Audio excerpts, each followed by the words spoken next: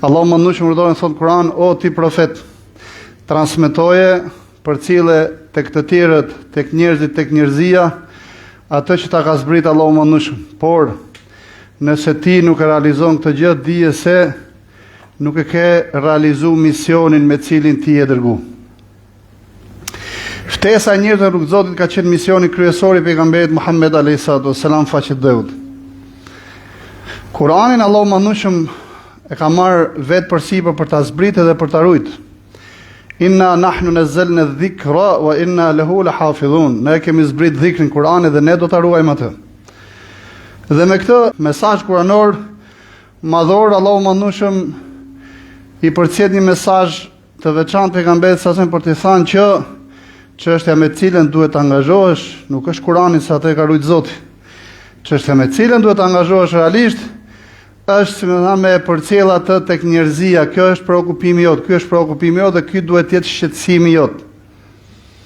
Për të na thënë edhe ne sot angazhimi madhor, kryesor, me cilin duhet mobilizohen muslimanët, jo hatërmbetjet sepse u sha Kurani dhe u përllos Kurani. Nuk ka që në mbo që mund ta përllos Kuranin. Nuk e përdos dot kush Kuranin, edhe nëse e shajnë Kuranin, e fin Kuranin, e djegin Kuranin, e përçudnojnë Kuranin, pra, këtë vështrimin e tyre. Fatikisht Allahu mëndueshëm e ka ruajtur Kuranin. Inna nahnu nazzalna dhikra wa inna lahu lahafidhun. Ne ta kemi zbrit dhikrin Kur'anit dhe ne do ta ruajmë atë. Atëherë për çfarë duhet preokupohet muslimani? Belligh ma unzila ilayka min rabbik wa in lam taf'al fama ballaghta risalata. Transmetoje atë që ta ka dhënë Zoti, ta ka zbrit Allahu mëndueshëm. Dhe nëse nuk e bën, dije se nuk e ke realizuar misionin tënd. Do të thotë përcjellja e fesë, përcjellja e fjalës la ilaha illallah Muhammadur Rasulullah tek njerëzia është treguesi i suksesit. Edhe nota 5, e pakta nota 5 kaluese e muslimanit në misionin e tij. Në aspektin e misionarizmit.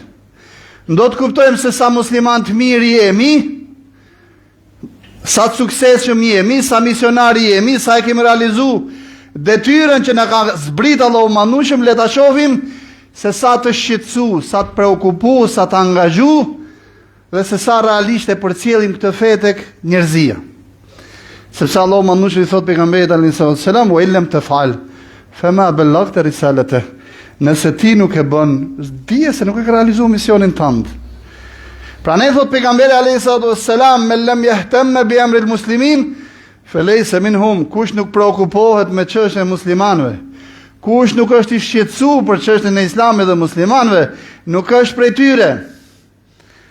Pra për ta kuptuar se sa i përkasim xhamatit muslimanëve dhe umetit muslimanëve, se sa i përkasim Islamit si identitet, shife na thot Allahu mëndueshëm dhe pejgamberi se sa i preokupu je për ta realizuar atë në faqet dheut, sa i preokupu je me çështjet e Islamit dhe muslimanëve dhe sa i preokupu je për ta përcjellur atë tek njerëzia. Ky është standardi. Prandaj një nga vlerat madhore që kultivoi Kurani dhe vazhdon të jetë i aftë të kultivoj, por pejgamberi alayhi salam e kishte shqetësim madhor, ishte përgjegjësia ndaj fesë Allahut mëndueshëm dhe përgjegjësia shoqërore. Pra përgjegjësia ndaj fesë Allahut mëndueshëm ishte aq e lartë sa që edhe beduini i thjesht u shndru në një ftues të vërtet, madje një misionar të vërtet. Jetonte për hatër të Zotit, fliste për hatër të Zotit, luftonte për hatër të Zotit, jetonte për hatër të Zotit dhe vdiste për hatër të Zotit. Edhe muslimani më i thjeshtë u ngrit në këtë nivele. Pra Allahu mëndueshëm i thot pejgamberit alayhi salam, "Belligh ma unzila ilayka min rabbik", urdhër i drejt për drejt dhe shumë i shkurt, transmeto. I qartë dhe muhkem, eksplicit, i pa diskutueshëm, vetëm një kuptim, transmeto. Përcjelle. Nëse nuk e bën, dije se nuk e ke realizuar misionin tënd. Që do të thotë tash ky ajet kuranor e nalson nivelin e përgjegjësisë muslimanit në ato grada, sa që me këtë shqetësim flen, me këtë shqetësim zgjohet, me këtë shqetësim ngrihet, me këtë shqetësim bie. Dera atje sa që për çdo nefs që vdes pa iman, muslimani e ndjen veten përgjegjës para Zotit për të. Pejgamberi alayhi salam një ditë kaloi si më thanë një xhenaze, u ngrit në kam dhe filloi duke qaj. Thanë pejgamberi xhenazet shifuti. Është jehudi, e bre. Tha pejgamberi, nefsun të felletet minni ilën nar. Një nefs prej meje ka shftu, një shpirt më ka shku zjarë në xhenemit. Pra pejgamberi a.s. e ndjetë vetëm përgjegjës për këtë, për hebrejt. Ndërkohë me i fjalë që pejgamberi ishte në Medinë, të gjithë e dinin që është pejgamberi i Zotit dhe hebrejt e dinin më mirë se kushdo tjetër se profeti Muhamedi ishte profeti i Zotit, e ka dërguar Allahu manushëm, është profeti i vërtet dhe libri që i ka zbritur është libri i vërtet. Pra Kurani është fjala e Zotit. Megjithatë pejgamberi sa se ne mendinte përgjegjës veten edhe për të. Ka shpëtuar një nefs, ka hik prej dorës, si më thënë, nga shkuzja në xhenemit. Ka shumë ngarku pejgamberi alayhis salam për brenda ti, ngarkoi vetëm me këtë përgjegjësi, saqë Allahu manushëm i tha: "Wa ma 'ala ar-rasuli illa al-balagh." Profetit i del për detyrë thjesht transmetimi. Për t'ia lehtësu. Se transmetohet se pejgamberi alayhis salam qau shumë kur i vdiq xhaxhai i tij pa iman. Momentin që po vdiste xhaxhai i tij, Ebu Talibi shkoi pejgamberi alayhis salam ke koka e tij dhe i tha: "Ja amma, o xhaxha, qul la ilaha illa Allah." Thuaj la ilaha illa Allah kalimatan ashhadu laka biha inda Allah. Me një fjalë, pra thuaj këtë fjalë që unë me të, pra të kem një sebeb, të kem një argument që të ndërmjetësoj për ty tek Allahu mëndueshëm, ditën e Kiametit. Pra kështu jetonte pejgamberi sa në ahiretin, dhe ne kemi folur një herë për këtë temë. Dhe fatikisht sekreti i përgjegjësisë në përcjelljen e fesë së xhamat ku buron? Buron tek vetdia madhore e ekzistencës botës tjetër dhe vetdia për atë se çka e pret njeriu në botën tjetër, xheneti i përjetshëm ose xhenemi i përjetshëm. Dhe ti shkosh tokës pa iman, do të thotë me fjalë që i ka shku njeriu tokës me krahët hapur për të shkuar në xhenem. Ku shkon pa iman, pa fjalën la ilaha illallah, pra parimisht flasim, ai shkon me krahë hapur për në xhenem. Ne nuk na lejohet me vu gishtin as kërkujt se s'dihet se çfarë gjendje ka robi me Zotin. Por fatikisht kush shkon pa la ilaha illallah, dihet fundi i tij dhe për këtë duhet jemi të vetëdijshëm ne. Dhe kjo lloj vetdije bënte pejgamberin alayhis salam të ishte kaq i mobilizuar. Unë nga ku ka shumë pejgamberi sa që i zbriti ajetin kuranor, wa ma ala rasuli illa al-balagh. Profetit Muhammed i dhe për detyrë thjesht transmetimi, po jo transmetimi, hajde hi dhe ta thash, ha? E shlyva borxhin, ja ku ta thash, ku thu la ilaha illallah dhe madhe me të katra.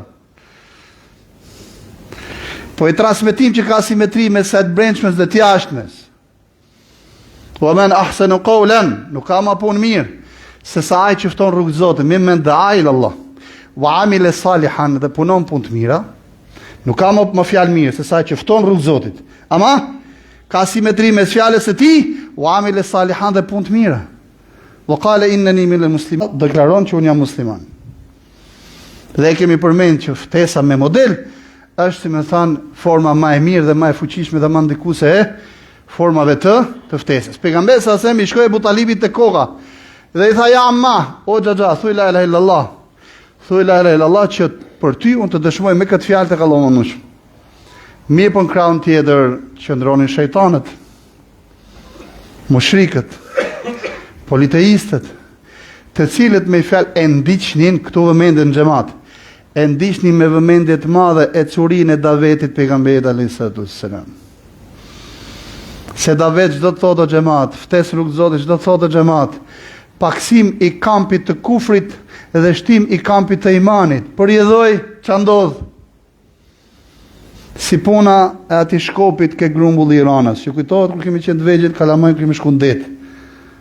Sistemi i shirku dhe i kufrit në faqet dheut është si puna e atij kunjit që ti ke ngret një mullar të madh me ranë dhe ke vënë aty, duket shumë i bukur, shumë i fortë. Kur shkon dal nga dal fër atë ranën dhe vjen momenti pastaj rrëzohet. Këtë lloj me fjalë, le të themi, koncepti e kanë shumë mirë parasysh. Dhe ata e dinin shumë mirë se do të thotë që Ebu Talibi të bëhej musliman. Ebu Talibi ishte pari e Mekës dhe po të kalonte Ebu Talibi në kampin e Islamit dhe të muslimanëve, do të thoshte me një standard shumë i lartë. Pra ka pranuar Ebu Talibi Islamin. Përfituron e tjere që jemi ma pak ma poshtë. Do të thotë që ne ta ndjekim se tash ai ne i kemi thënë buri mirë, buri mençëm, buri dishëm. Ai ka mend më shumë se sa ne. Ai e ka pranuar Islamin, tash është fyrje që ne mos e pranojmë. Ta qyjmë vetëm më të mençëm se sa ai. Një nga problemet kryesore që ka pas pejgamberi sallallahu alajhi wasallam, dhe uroj që të mos e kemi në aktualitetin tonë, po ekziston në përbot, është kur ftesa islame zbret në rrugë. Do me thanë, kur ftesa islame bëhet jeta e muslimanëve e përditshme, dhe kudo që shkojnë bëhen ftues. Është shqetësim shumë i madh. Pse? Sepse kjo bën me fjalë që nëse ftesa kanë ndet nëpër xhamia, nëpër shtëpia, drita me fjalë tjetër brenda në ambiente, tashmë drita të zbresi dhe në ku? Ndër qytetarët, në jetën e përditshme. Dhe kjo është problem për dikë. Uroj që ne mos e kemi këtë problem për dekadat dhe për shekujnë vendin tonë, me lejen e Allahut mëndush. Kështu ata thanë, nëse do të bëhet musliman Ebu Talibi, çfarë do ndodh? I bie që këtë paria e Mekës bëhet musliman. Prandaj me njëherë u vërsulën aty në prezencë. I thanë, o Ebu Talib, ti do që të thonë njerëzit me fjalë që Ebu Talib saba u bë me fjalë çmend, luti menç, u bë mendje lehtë në momentet e vdekjes. Me vë Ebu Talibi e dëgjoi, sepse kishte sedrën e kujt? E Paris. Edhe pse ishte burr shumë i mençur. U kthy nga djali i vllajt të tij dhe i tha, unë e di që ti je në hak. Mi po nuk dua që të vdes dhe të thonë njerëzit pastaj që Ebu Talibi luti menç. Dhe e la fenë të parëve të tij para momentit para se të vdes. Mirë po, çfarë mungonte në këtë moment? Mungonte pikërisht kjo vetdia e madhe se çka e pret njeriu në botën tjetër, dhe pejgamberi sa se transmetohet se ka qa shumë, dhe sa herë kur e kujtonte xhaxhain e tij qante shumë. Sepse e dinte se çka e pret njeriu në pas. Dhe thot pejgamberi sa selam, dëshkimi më i dhimbshëm në xhehenem është ndëshkimi i xhaxhait tim Ebu Talibit në llanat ose kpus prej zjarri, dhe truri vlon në kokë me fjalë nga nxehtësia i zjarrit të xhehenemit. Siç e kuptuam vëllezër dhe motra, një nga karakteristikat kryesore, madje për mos më thënë misioni madhor kryesor, identifikuesi i pejgamberit alayhisalatu wassalam, ishte përcjellja e Islamit dhe ftesa e njerëzisë për tek feja e Allahut më shumë. Gjë nga e cila kuptojmë se ftesa rrugë Zotit nuk është diçka suplementare. Duhet ta bëjnë hoxhallarët, disa që kanë studiuar Islam edhe kaq.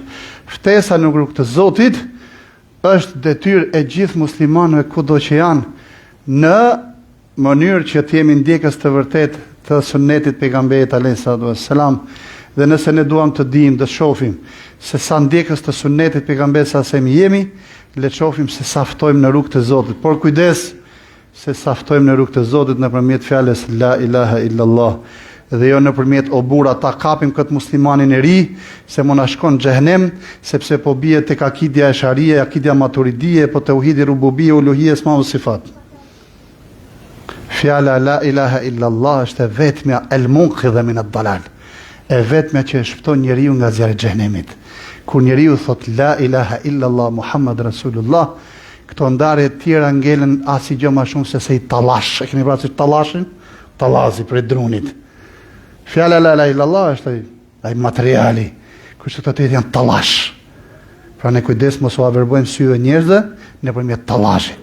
Le të ngelemi ke fjala la ilaha illallah, sepse është e vetme që na shpëton njerëzin nga zjarri i xhehenemit. Le të ngrihemi ne vetë në atë nivel që u ngret edhe pejgamberi alayhisalatu wassalam të fjalës la ilaha illallah, në nivelin e dy fjalë la ilaha illallah, dhe le të ftojmë me sjelljet tona para fjalëve tona, por le ta dimë se mënyra e vetme që ne të jemi ftues edhe pa fjalë është duke e pushtuar zemrën tonë me përgjegjësinë dhe përgjegjësinë e madhe ndaj robëve të Zotit për t'i afruar me Allahun e mëndueshëm.